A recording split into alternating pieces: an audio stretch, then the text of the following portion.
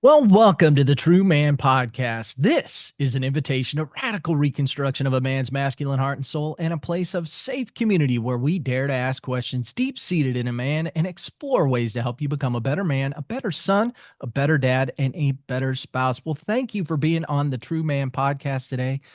Now, I think one of the biggest challenges I've faced as a parent is asking myself questions like, how do you know you're doing the right thing?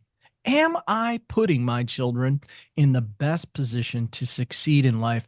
Or maybe you're just wondering, where in the heck do I even start with this deal? Well, let's see if we can address that today with my guest, Jeff Nelligan. Jeff is the father of three boys and a commentator in the world of American parenting. And he is the author of the book, Four Lessons My Three Sons. How can you raise resilient kids? Boy, do we need to know about that right now. Jeff, thank you so much for being on the True Man Podcast. Hey, Mike, it's a privilege, and I totally agree with the ethos that's behind the podcast. So it's a pleasure to be here. Well, we're glad to have you. I think this is an important topic, and I think we all want to have resilient kids. I know I do. Lord knows they're growing up in, let's just say, a crazy environment, maybe worse than that. So, how did this all begin to percolate for you? Where did you kind of start with this whole idea? What I want to investigate some time and figure out how to be the best possible parent I can be. Certainly, Mike. As we were speaking about earlier, I when you ask the question, as you did in the opening, how can I be a better dad and a better man? The question is answered by having a plan and strategy. These things, as wondrous as the Holy Spirit is, these things need to materialize in the individual. Yeah. And a strategy for raising your kids is essential, because if you don't have a strategy for raising your kids, girls or boys, you're letting the culture raise the kid. And I don't think there's a reasonable parent on this planet that thinks that that's a good idea.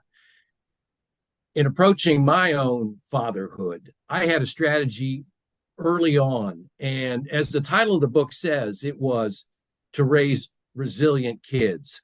That is, kids who could hit obstacles and setbacks, who had shortcomings, but who could elevate themselves to get around it or get over it, Mm-hmm. or somehow ameliorate it and continue to drive through life. Because as we know as parents, no one gets a free ride, adults and kids.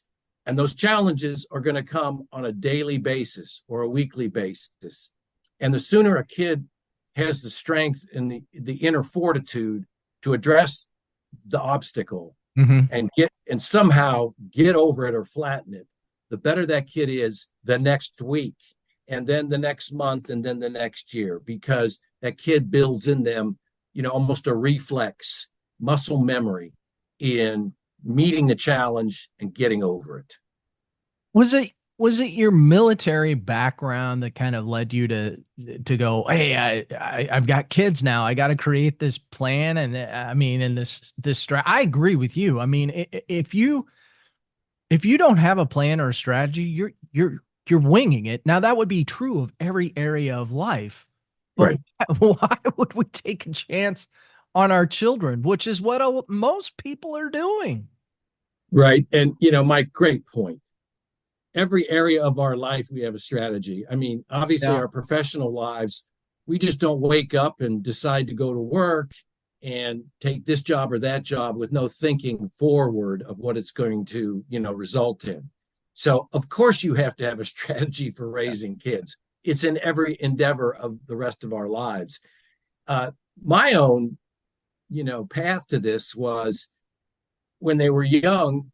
I decided there's certain values that they had to learn and that would Mhm. last them throughout their lives. And in the book, it's again, the book it's very brief, it's very loose, it's funny, and it's about a 40-minute read. So it's no tabletop 350-pound anchor, full of gibberish.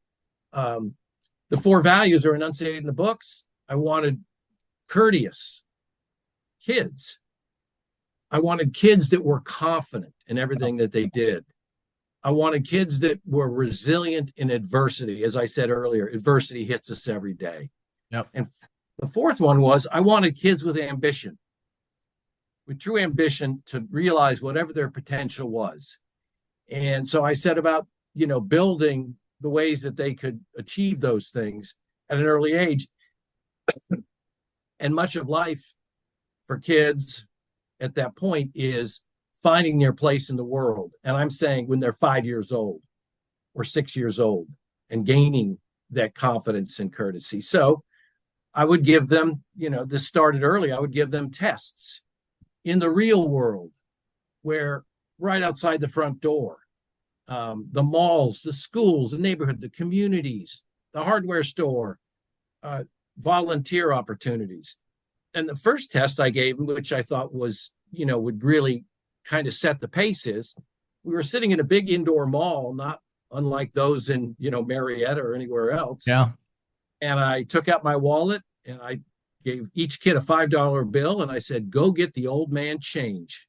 I said, this is not a race. I'm going to be standing right here, but you need to come back with $5 and change. And the eldest was 7 and the youngest was 4.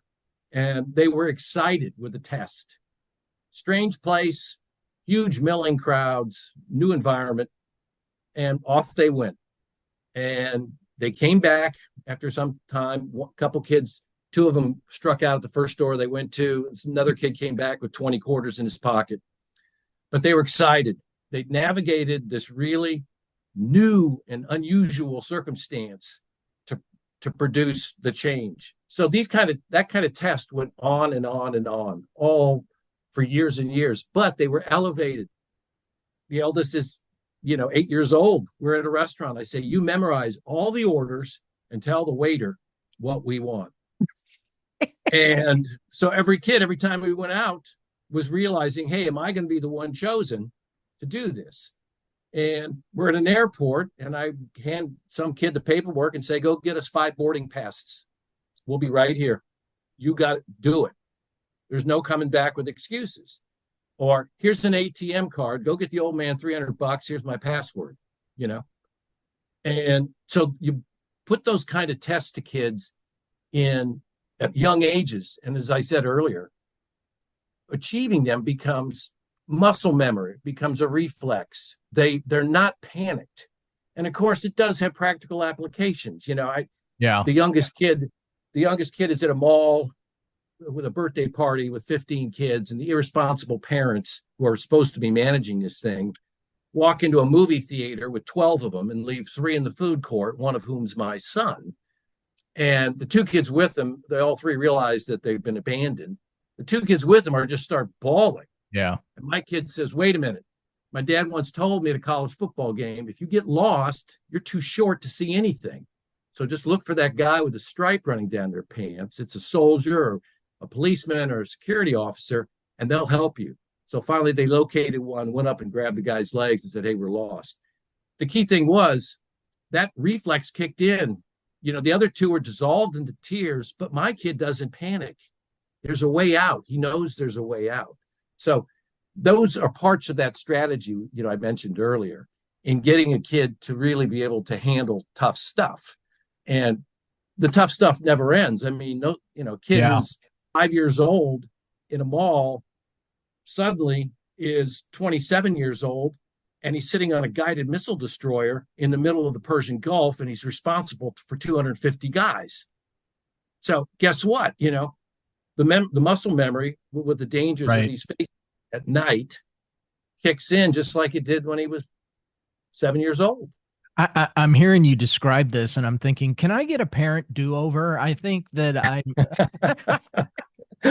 think I may have made not some good choices. It is really interesting because I'm sitting there, as you're telling that story, I was thinking, and anybody that's been to Atlanta, Georgia, and gone through Hartsfield Jackson Airport knows it's pure pure crazy. And Yeah. I've had a handful of times where I felt like I was disoriented in that Yes. work Yeah. and almost began to panic. But the point in me even saying that is that I didn't learn not to panic in the way that you're describing that you taught your kids, and we're always going to default to what we know, right? So Yes. I don't want to. I just made myself sound maybe a little freaky, but the point is, I mean, and you have to mentally train yourself as an. It's a lot easier to learn this. I guess my point is when you're a child versus an adult. Now I got to retrain myself. Right. And one of your earlier guests, Liam Naden was talking about finessing. Yeah. You finesse the frustrations that you feel or the distress or whatever. You finesse it enough, and then you become less fearful of everything, Yes. whatever is going to happen to you, because you've done it so many times that you just figure, well, this is just another test and I'm going to get through it. The converse is kids who have parents, well meaning and sincere, who snowplow the kid through everything so that there is never a rocky point. There is never an obstacle that is not flattened by the parent. And what happens is, that enabling procedure results in all the opposites of the values I talked about earlier. The Yeah. kid is never confident. The kid is hardly courteous. The kid barely has ambition. And God, don't give him adversity because he's going to fold like a $3 suitcase. And as we spoke about earlier, I think that those elements are really present in our current generation, which I would describe as Gen Z, born 1970, 1997, 1978, and some of the youngest millennials. And, we were talking earlier, intergenerational snark has been with us since the time of Socrates. Yeah. The next Yeah. generation is never going to be able to pull off, what we did. Well, this generation, there's a thing called data, and there's numbers. We have numbers and facts and studies that show what this generation is doing. And this generation spends 8 hours and 47 minutes a day on a cell phone looking at social media. Yeah. Okay. And 9 hours a day in a passive environment looking at stuff, that's not healthy. And Jonathan Haidt in Anxious Generation, his recent book, has delved into that with more data than anyone could ever bring to the subject. You've got majority, 51% of kids between the ages of 18 and 32 still live with their parents. Mm-hmm. So when you talk about a strategy, what strategy did a parent have for a kid at the age of 5 that now he's 25 or she is 25, living in their basement, getting good at Minecraft? Where was the strategy? Well, there was no strategy. And what is the end game with that? And then, of course, you've got kids who get out of college, and 3 recent surveys, Market Watch, Resume Builder, and Forbes, note that kids who get out of college and are going for their first interview with a hiring manager, 1 out of 3 bring their parents to the interview. Oh, I hadn't heard this. Really? Yes. 1 out of 3 kids Ooh. recently graduated from college, age 23, 22, 24, bring their parents to the first interview they have for a job. Now, my gosh, Yeah. again, where was the strategy in raising a kid that at age 22 has to bring mom or dad to sit down for their first job interview? So that's what I mean about the numbers. The anecdotes are all out there. Every person above the age of probably 40 or 45 is always complaining about the younger generation. But the numbers kind of underscore that maybe those complaints are pretty valid. So how do we reverse this trend? I mean, Oh, yes. the toothpaste is kind of out of the tube, as they say, isn't it? I mean, like, Yeah. what do we do? Well, you know, there are ways to reverse the trend. And alas, they fall under almost the rubric of shock treatment. Parents should understand that 75% of the time they're going to spend with their boy or girl, and this is, I hope every dad who's got kids is listening to this very, very closely. Yeah. 75% of the time that you will spend with your child is over by the time the kid is age 12. And 90% of the time you spend with your kid is going to be over by the age of 18. So you better start early in really understanding and guiding that child, because after a certain age, the control and the guide that you can provide them starts vanishing. Now, when I talk to parents and kids, they say, well, what are the actionable items? And Jonathan Haidt, who is, just a titan in the parenting and the social media realm. I have 3 actionable items. The first, if you come to me and you say, look, I've got a kid who's 9 years old, what do I do? The first thing you do is you take all the screens away. Yeah. Did I say shock treatment, Mike? Yeah. Oh my gosh. That would be shock treatment. Take all the screens away. Yeah.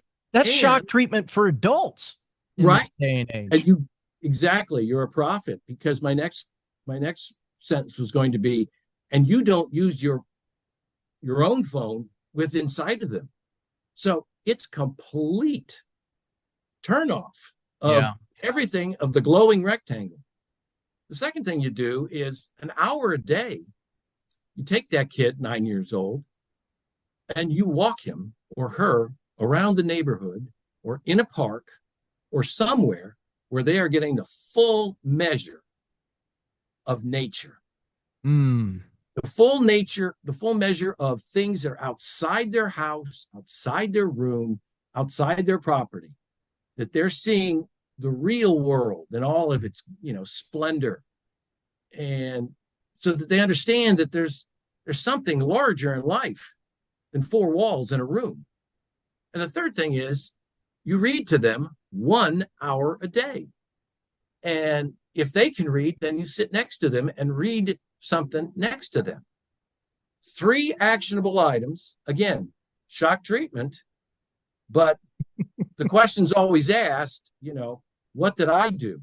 Well, I did those things when my kids were that age and younger. Yeah. And given their path through life and what they do now, United States Naval Academy, West Point, Williams College, 3 military officers, always in charge of hundreds of men and women and billions of dollars worth of equipment. That's how you can get that kid, and maybe as you began this segment saying, that's how you can reverse it.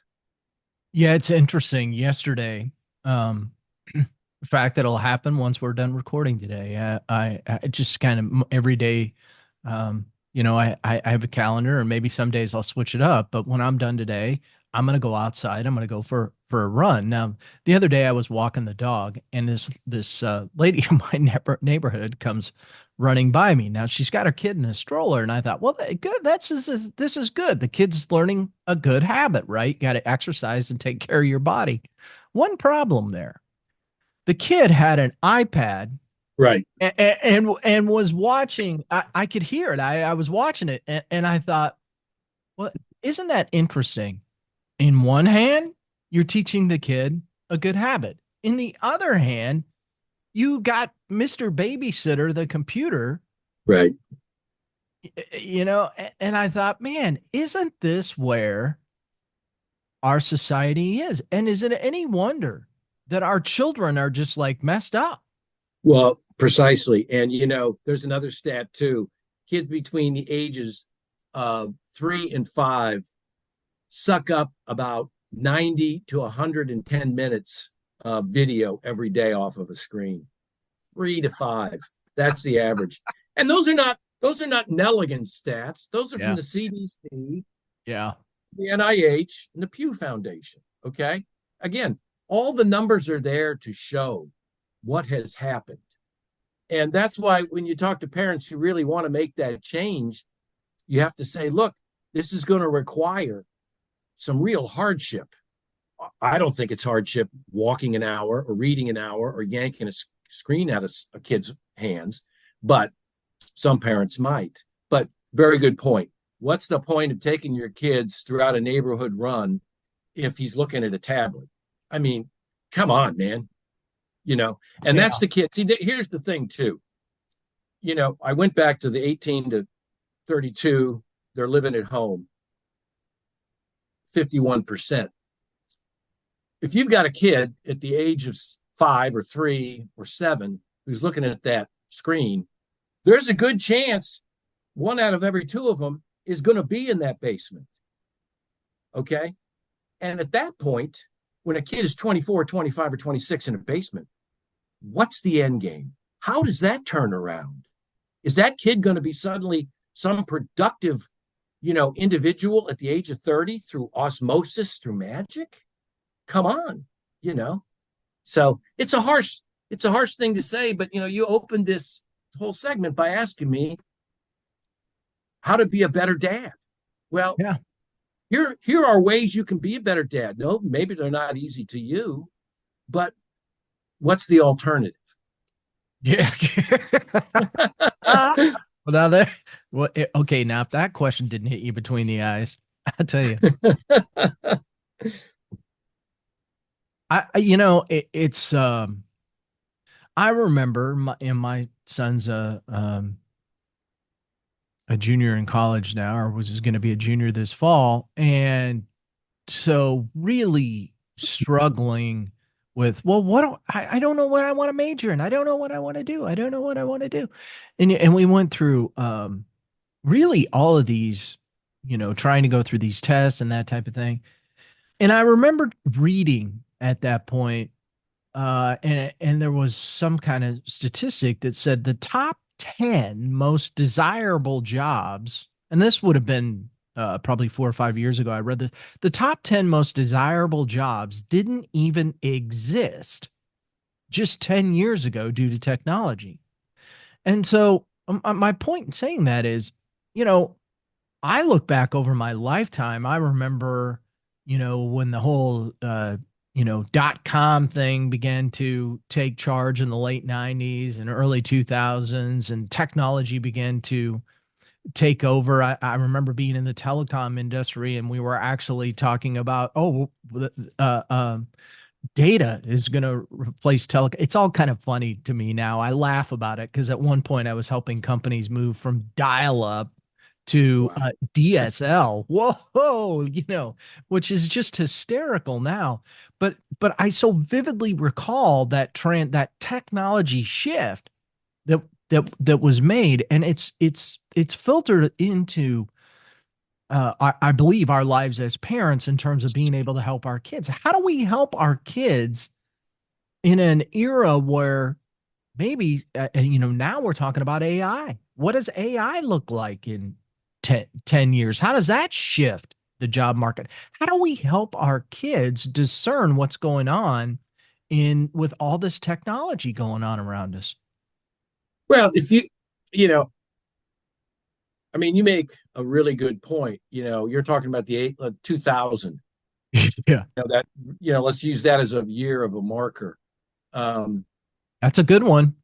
in 2000, you know, Amazon was 3 years old Yep. and it was losing money. Hmm. And now 2024, quarter of a century later, there are 7 tech companies that have market capitalization over $1 trillion. Right. Yep. Okay. So that's the economic landscape.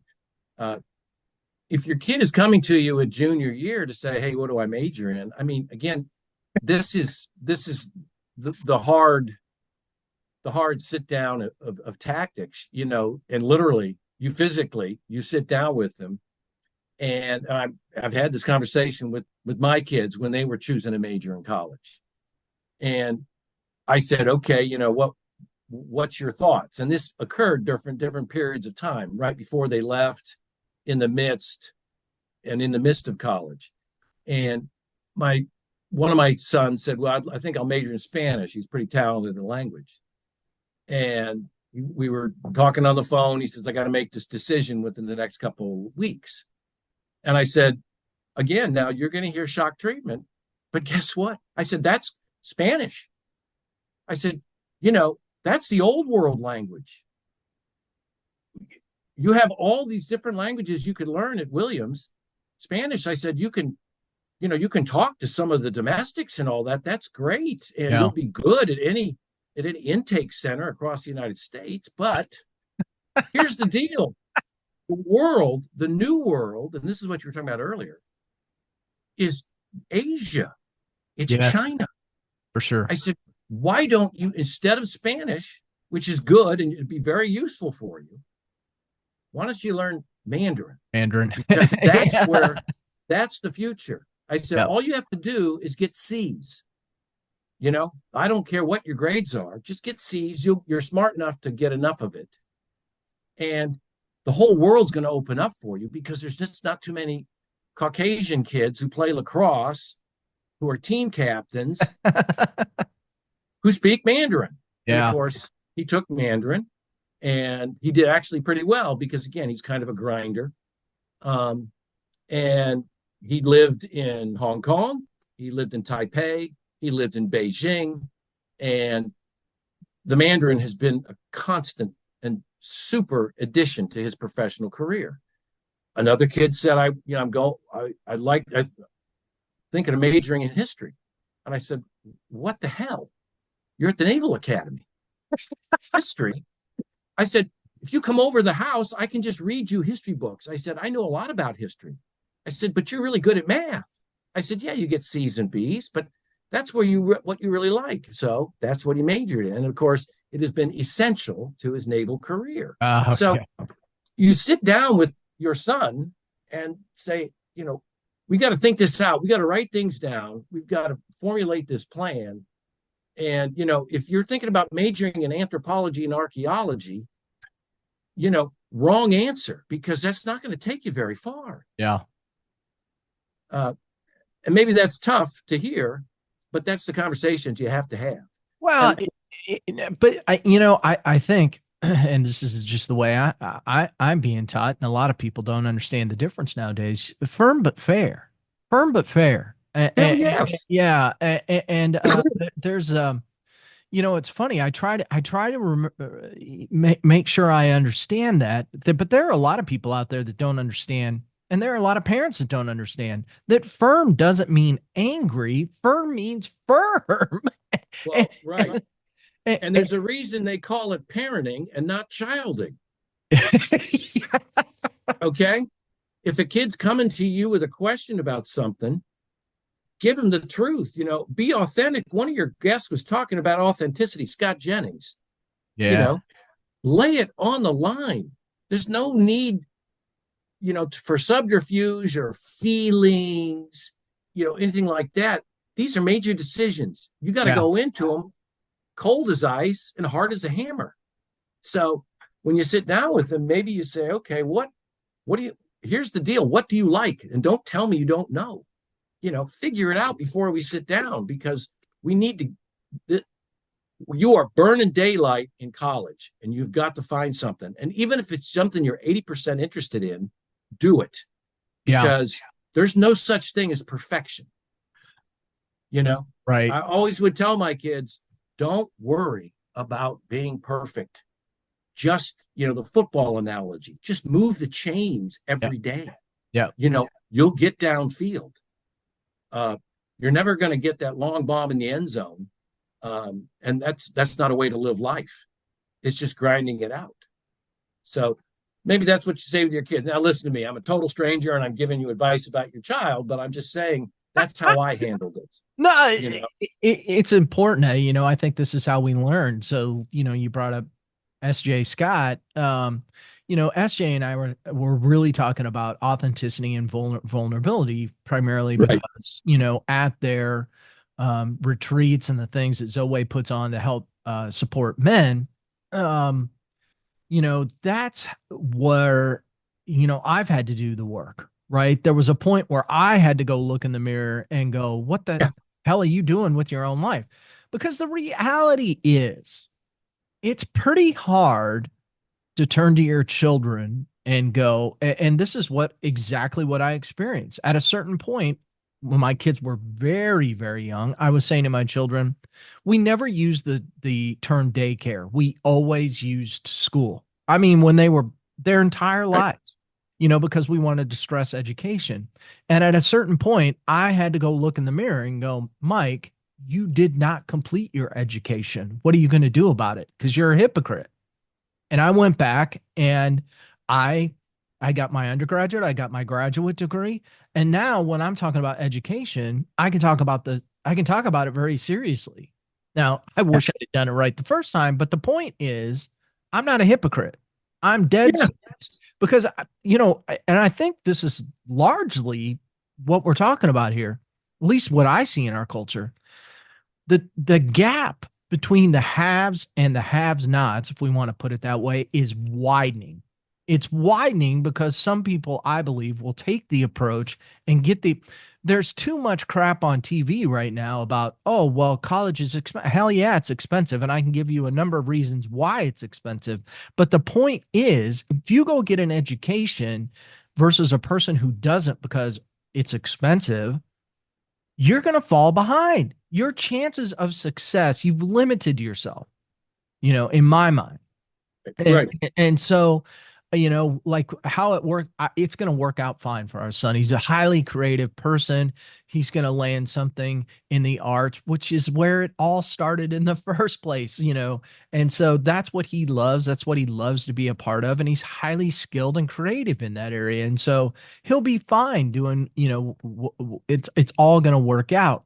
But we've told him, similar to what you're talking about, son, if you can get an A, get an A. That's awesome. I mean, the better your grades, the better off you're going to be. But go get that piece of paper right now, and you're going to elevate yourself ahead of people who are running around crying on social media because nobody's going to give them an opportunity because they don't know how to create their own. And so Yeah. is that tough talk? Maybe we're at a time and a place where we need tough talk. And and, Well, and that's how yeah. I look at it. I mean, as doing what I'm doing, and that's what this podcast is all about. I'm going to give authentic, tough talk because we need it. Well, I couldn't agree more. I'll I'll tell you a story that was in the book that elicited outrage from everything from NPR to Parenting Magazine. My kid told me in 10th grade, he said, Dad, I want to be a teacher and a coach. And I said, I didn't say a word. I said, well, that's very good. He'd grown up in an environment of great teachers and great coaches. They were Yeah. in private school where every teacher is vested in a kid, and is not worried. These poor public school teachers who have it so rough. I Yeah. mean, teachers are heroes in this Yeah. country, and Yeah. no one gives them the due that they Sure. deserve. And he said, but I want to become a coach and teacher. And I thought at the time, and didn't explode in typical Nelligan fashion. I said, okay. And then about 2 weeks later, I had all of them in the car after a lacrosse game. And I said, okay, we're going to take a little journey. So I took them to way at the end of the county to kind of a neighborhood that was, let's call it, lower income. Mm-hmm. And we drove in, and, there's cars on blocks, and the homes are sidings peeling off. There's toys everywhere and debris. And at one corner, there's a bunch of guys sitting around pulling, taking pulls on beer cans and smoking. And the kids they're transfixed. And, they're whispering. The windows are open. They're whispering. They're almost in a little bit of terror. And they said, Dad, why are we here? And we're driving by this landscape. And I said, I'll tell you why. Because if you become a teacher, these people will be your neighbors. Wow. And Yeah, it it's was true. shocked. I said, let me tell you something. I said, no one likes teachers better than me. Your grandparents were teachers. Your two uncles are teachers. But the teacher life is rough. You don't make very much money. And it's a tragedy that you teachers don't. And I said, you're used to a home on an acre of land in a neighborhood full of people who work every day, go to a private school, have everything you need and virtually everything you want. And that's not the life that you're going to have if you become a teacher or a coach. I said, I'm just giving it to you. And of course, I ended this by driving over to a pal's of mine house who lived on the Chesapeake Bay for a neighborhood event we were having. And of course, the kids didn't say a word the whole drive over. They were just, as I said, in shock. Yeah. And of course, I took massive heat from their mom, and then of course when I put it in the book, just explosions of outrage. And I had said it, but I'd said in the book, teachers are priceless to this country. They just don't get treated well. But see, you talk about a hard lesson, and every parent should have that kind of talk with their kids. You're used to this, this wonderful lifestyle that we have. And if you become a teacher, you're going to be renting one of those shacks, and there's going to be no way out. Now, is that tough? Man, let me tell you. I'm right there with you. Listen, I've tried to have some of these tough conversations over the years, and it's usually ended in something like, Mike, not everything's political. And I'm like, it damn near is. It damn near is. And so, I've tried to have a lot of hard discussions, and, without getting too far in the news, it's funny how things play out. It's funny how things play out when you have to have some of these tough talks, because there's so much embedded in our culture that one way or another lands close to you in DC, where we're talking about public policy on a wide range of things. Social media is public policy, for gosh sakes. I mean, we're talking about TikTok all the time, right? What are we going to do with TikTok? And it's our kids are not only looking at social media that's goofy, but they're I mean, I know I got two young kids. They're on TikTok. I'm on TikTok. And essentially China's spying on me. There's no two ways around it, And so, a lot of the things that, I tend to talk about in one way or another relate to public policy. But above and beyond that, I think that sometimes, as I've experienced as a father, when you have those tough talks,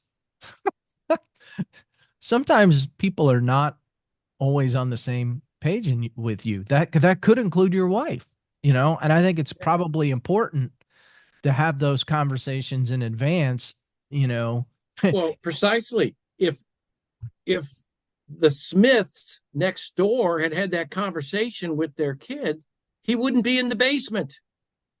He wouldn't have taken 7 years to not get a college degree.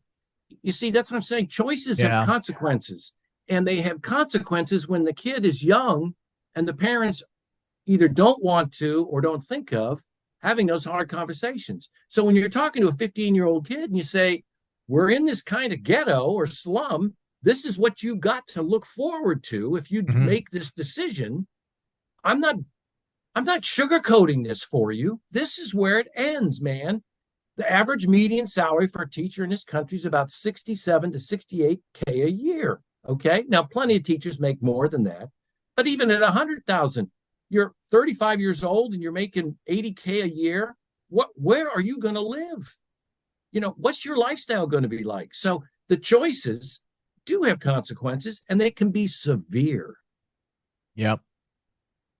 And I'll tell you something else too. I mean, talking about authentic, and this is in the book too, and again, it kind of elicited some outrage around DC, as around downtown Atlanta. There's hundreds of big office buildings, 20, 30 stories tall. And then even if you get out in the suburbs, there's all these office parks. And when we drive around these areas in DC, we were always transfixed by the size of these buildings, just looming steel, glass, iron, brick monoliths, and we would just always look at it. One day we were down DC, and I saw, I figured I was going to make a point because this is the way I was with them. Every time with Dad, they were going to, kind of get thrown off balance.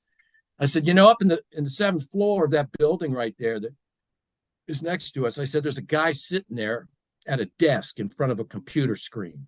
And on the wall is a picture of his family. And on his desk is a coffee mug like you made me in second grade ceramics. And I said, you know, this guy's staring at this screen and he was going to be somebody. He was going to be a jet pilot, or he was going to own a chain of restaurants, or he was going to be in real estate. He was going to sail around the world. Instead, he's looking at this screen and he's saying, what the hell am I doing here? I said, that guy is your dad. So you have got to get much, much farther than I did. And of course, again, the shock. And wow. But that's the way kids learn. Yeah, and bring in the honesty and the truth about even a guy that is their father that they look up to. I mean, they understand. Yeah, I mean, when you're describing that, I couldn't help but laugh because that's that's the average dude. That's the average guy right there. And right. It doesn't mean that we're lifeless, but I mean, it's it's why I'm trying to do what I do and spread the word, because as other men, at the point where you're in that office and you go, what the hell have I done with my life? I mean, now you're isolated and alone. Now, what kind of decisions are you making? And they're typically not good decisions. And so, I think we need to understand that, sometimes the guy in the cubicle next to you or the office next to you he might be thinking the same doggone thing. Right. But yeah. And in my jobs, I mean, I've been fired like 4 or 5 times in politics because, you lose an election and you're gone. Yeah. The next day they're saying, clean out your desk in 2 weeks. And so when this has happened, and I've sat my kids down saying, hey, the old man just lost his job. I got fired. And the first time it ever happened, I said, we're out playing football at the local high school. We're throwing the balls back and forth. And I said, hey, man, go long. I'm going to hit you. And after that, go get the donuts, because that's what we did every Sunday after this routine. And so I'm winding up to throw this rainbow downfield. And the eldest kid shrieks at me. He goes, Dad, you got fired from your job. We can't afford donuts. Wow. And I said, so I said, okay, everyone sit down in my office on the 50-yard line. We're going to talk this. And we sat down. I said, look, man, it's the end of the world. Ha, ha, ha. Very sardonic. End of the world. I said, yeah, I've got fired. But your dad, he'll rally. I got you to keep me company. I got to work on my throwing arm. And it's going to be fine. Yeah. Because this is the way life works. Yeah. And of course, again, a little bit of shock from them. But they use that, it's the end of the world, as a rallying cry for anything that happened to them. And they did it in the sardonic way and fashion that I had done it. You spill a gallon of milk on the kitchen floor. Oh, it's the end of the world. You get a D. Oh, it's the end of the world. You're in a bad social situation. End of the world. It gave them a way to pop the drama balloon and move forward again, hitting that adversity and summoning that resilience. And so those tough conversations, you got to have them.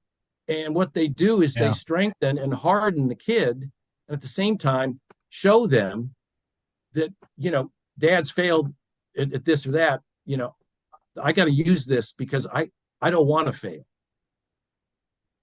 There you go. Again, it's another tough, like I've given you 3 very tough stories. That's the way it works. I think you did something right. You got 3 boys that are leading this country, and God bless them and Godspeed to them as they lead, other men and women and support our country and in a world that just seems like it's gone to hell. It's good to know that at least 3 boys were raised right and they're out there supporting our country. So God bless them. And and Jeff, as we end today, tell everybody, and I'll of course put all this in the show notes, but tell everybody how can they get a hold of the book and get a hold of you if they want to learn more about what you're doing. Certainly. My website is www.nelliganbooks.com. My LinkedIn is Jeff Nelligan. Facebook is Jeff Nelligan Books. Instagram is Nelligan_books. And my Twitter account is Resilient Sons. And so the book and blogs and podcasts about what we've talked about today are all available there. And I just like to say, Mike, it's good that you're having these kind of conversations with, the guys you had on your show. And I've listened to at least half a dozen all the way Thank through, you. because what you're doing is you're giving dads, and I hope the dads are listening here, you're giving me another angle in looking at parenthood and looking at society. And it's an angle they don't often get. And yeah, I've just related, three kind of disturbing stories, but life is disturbing. Yes. And the way to get over that is to admit it and confront it and get over it. So yep. What you're doing for these dads is, as I say, giving them that kind of voice that they're not going to hear anywhere else. And so good for you. Thank you. I appreciate that. That was the goal. It's been this has been part of my transformation of my life. And again, when I found out, oh, I can be real and authentic, and right.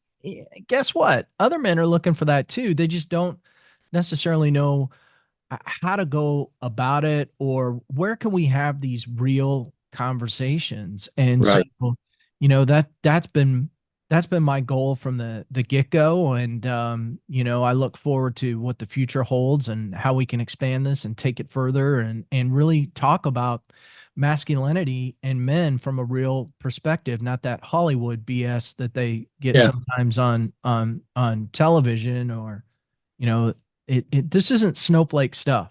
And so no. I don't. Right, exactly. This is serious stuff. It really is a matter between life or death, or how people are raised, So and the enemy for sure is real. And what the enemy knows is if he can take the father out of the family, then he can take the family down.